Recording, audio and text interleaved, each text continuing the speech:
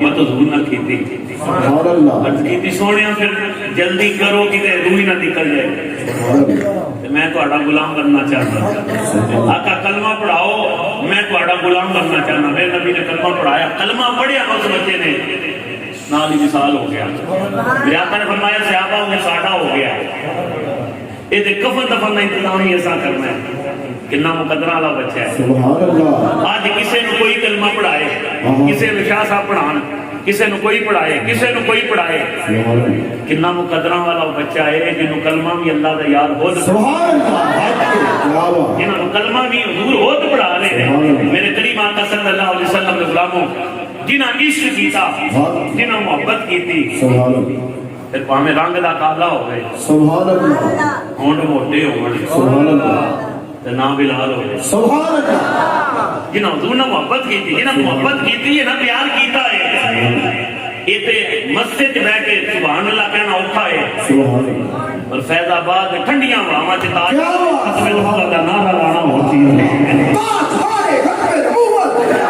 حضور نے محبت کی تھی ایک دن نا میرے حضور نے